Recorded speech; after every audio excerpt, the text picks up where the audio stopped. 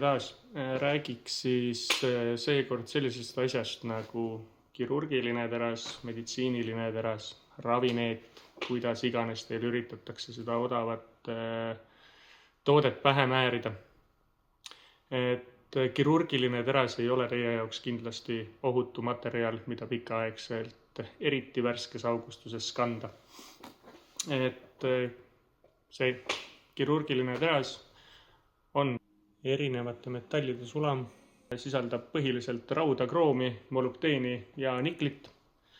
Et nendest siis väga olulisel kohal on nikkel, sellepärast et nikkel teeb ta tugevaks ja korrosioonikindlaks. Ehk siis nad ei lähe teil kõrvas roostetama. Aga nikliga on selline paha lugu, et nikkel on kõige levinum metalliallergia üldse. Erinevate uuringute põhjal on naistel see circa 25-30%, meestel 5-10%. Et naised on natukene vastuvõtlikumad nii niklile, kui ka on nad just tehete pärast tavaliselt rohkem kokkupuutes nikliga. Nikli allergia soodumusega võid sa sündida, aga nikli allergia kujuneb välja sinu eluaja jooksul. Me oleme nikliga väga palju kokkupuutes ja eriti ohtlik on see siis, kui me kasutame seda värskes augustuses, ehk ta on otse meie verekudedega seal haavas sees kokkupuutes. See juhtub siis umbes niimoodi, et see nikkel, mis seal metallis on, selle ioonid lähevad sinu kehasse, sinu immuunsussüsteem hakkab selle vastu võitlema ja sellest siis kujuneb välja nikliallergia ja see jääb sulle eluks ajaks.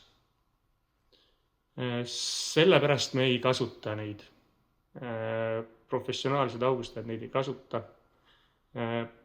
Väga paljud on kindlasti tundnud seda, et ohi, aga mina ju võin, mul ei ole siiamaani probleeme olnud. Point ongi selles, et see kujuneb välja aja jooksul. Et need, kellel pole kunagi seda probleemi olnud, see probleem võib tekkida. Paljud on kindlasti tundnud, et viimasel ajal mingid odavad kõrvarõngad on hakanud sügelema, punetama. Vana augustus on uuesti pahaks läinud. Et seda teebki nikkel. Et terasehted ei ole teile kindlasti ohutud.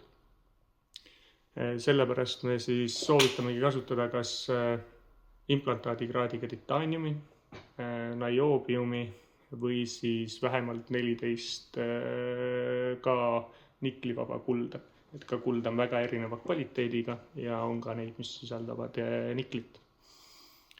Kui me võrdleme nüüd seda keskeltläbi naised-mehed kokku 15-20% allergilised niklile ja võib kujundada sulle nikliallergia, siis titaaniumi puhul, implantaadikraadiga titaaniumi puhul on see 0,00006% väidetavalt. Et nii ma olen lugenud paarist uuringust. Et kui kellelgi on veel selle teema kohta küsimusi või mõne muu teema kohta küsimusi, pistke julgelt siia kommentaari ja me üritame siis nendest ka teile videod varpida või kui on lihtsam küsimus, siis vastata kas või sinna kommentaariumisse. Kena päeva!